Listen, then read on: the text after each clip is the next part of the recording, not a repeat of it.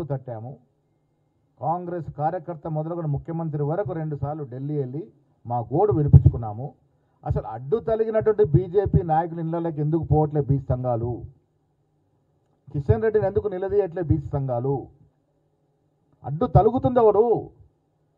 42% reservation కోసం ప్రయత్నం చేసింది ఎవరు? ఇది అడ్డు తలుగు నడ్డి విరిచింది ఎవరు కూడా మీకు తెలియకుంటే ఎట్లా? నేను మీకు రిక్వెస్ట్ చేస్తా, బీసీ సంఘాలన్నీ కూడా బీజేపీ నాయకులు ఇళ్ళకి పొండి. ఎందుకు అడ్డు తలుగుతున్నారు? ఎందుకు దీన్ని సహకారం చేయట్లేదు? కేటీఆర్ను ప్రశ్నించండి, హరీష్ రావు ప్రశ్నించండి. ఎందుకు వారు ఈ బిల్లుకు మద్దతు ఇవ్వట్లేదు? తూతూ మంత్రంగా అసెంబ్లీలో ఓటేస్తారు ఎట్లా? తర్వాత దీన్ని తిరగరాసి వ్యతిరేకిస్తారు ఎట్లా? మీరు బీసీ సంఘాలు, బీసీ యువకులు అడగాల్సింది కాంగ్రెస్ పార్టీని కాదు. కాంగ్రెస్ పార్టీ మీతో ఉంది, మీకోసమే చేస్తూ ఉంది. నేను ఇవాళ పొద్దున ముఖ్యమంత్రితో మాట్లాడినాను. ఈ రోజు కూడా మేము కట్టుబడి ఉన్నాము. 42% రిజర్వేషన్ చట్టబద్ధత తీసుకురావడం అనేది అడ్డుకెక్కిన అంశం కాదు. ఇది నిరంతరంగా పోరాడతాం. ఎన్నికలు జరిగినా జరగకపోయినా ఎన్నికలతో నిమిత్తం లేకుండా ఈ 42% రిజర్వేషన్ చట్టబద్ధ సాధించే వరకు కాంగ్రెస్ పార్టీ, ఈ ప్రభుత్వం ప్రయత్నం చేస్తుంది.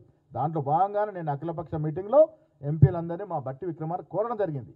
రేపు పార్లమెంట్ సమావేశాల్లో దీన్ని లేవనెత్తి మోడీ గారికి, కేంద్ర ప్రభుత్వానికి కనువిప్పే కలవేదంగా మా ప్రయత్నం ఉంటుంది. దానికి కలిసి రండి. మీరు సపోర్ట్ చేస్తూ దీనికోసం తపన పడుతున్న వారిని విమర్శిస్తే మీకు జరిగే లాభం ఏముండదు, నష్టమే. వ్యతిరేకిస్తున్నటువంటి పార్టీలు నిలదీయండి దయచేసి. బీజేపీ ఎంపీలని, బీజేపీ ఎమ్మెల్యేలని, బీజేపీ పార్టీ క్యాడర్ నిలదీయండి. ఎందుకు సపోర్ట్ చేయట్లేదు వాళ్ళు ఎందుకు ధైర్యం చేయట్లేదు మోడీ గారితో మాట్లాడడానికి? మేము తీసుకొచ్చిన బిల్లుకి ఎందుకు సపోర్ట్ చేయట్లేదు కేటీఆర్, హరీష్ రావు? వాళ్ళ ఇళ్ళకి వెళ్ళి అడగండి. అది కాకుండా మా గాంధీ మార్గ ధర్నాలు చేస్తే ఎట్లా అండి? సాయం చేసిన ఇంటి ముందర ధర్నాలు చేస్తే మీకు వచ్చే లాభం ఏంది? మీకోసం మీకన్నా ఎక్కువ శ్రమిస్తుంది కాంగ్రెస్ పార్టీ వల్ల. మీ ఎజెండానే మా ఎజెండాగా తీసుకొని ముందుకు పోతా ఉన్నాం. సపోర్ట్ చేయని వాళ్ళని, వ్యతిరేకించిన వాళ్ళని నిలదీయాల్సిన కోరుతా ఉన్నాను.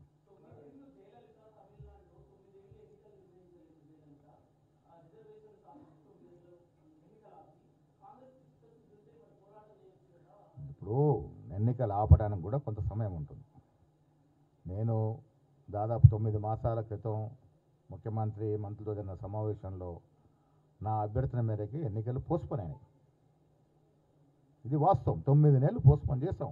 అంతలోపు మేము చేయని ప్రయత్నం అంటూ లేదు కదా. ఈ 9 మాసాల్లో అసెంబ్లీలో చట్టాలు తెచ్చాం. ఎక్కడ ఆగినాయి? గవర్నర్ దగ్గర ఆగినాయి. గవర్నర్ ఎవరి చేతిలో ఉంటుంది? గవర్నర్ వ్యవస్థ కేంద్ర ప్రభుత్వం చేతిలో ఉంటుంది. కేంద్ర ప్రభుత్వంలో ఎవరున్నారు? బీజేపీ నాయకులు, బీజేపీ పార్టీ ఉంది. దానికి అధిగమించారు ఆర్డినెన్స్ తీసుకొచ్చాం. అది కూడా గవర్నర్ దగ్గర పెండింగ్లో ఉంది. ఢిల్లీకి పోయాము, పోరాడాము.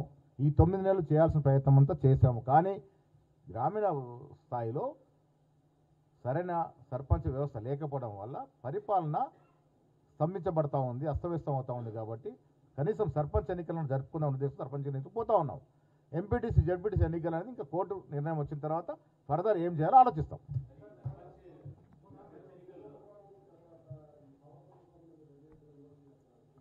అభివృద్ధి జరిగేటప్పుడు విమర్శలు వస్తాయి. విమర్శల్లో చేసేటప్పుడు సహేతుకమైన విమర్శ ఉంటే డెఫినెట్గా మేము పునరాలించుకుంటాం. జరిగిన తప్పిదాలు చూపకుండా ఊరికే బట్టగాల్సి మీదేస్తానంటే కరెక్ట్ కాదు. అది అభివృద్ధి జరగాలి.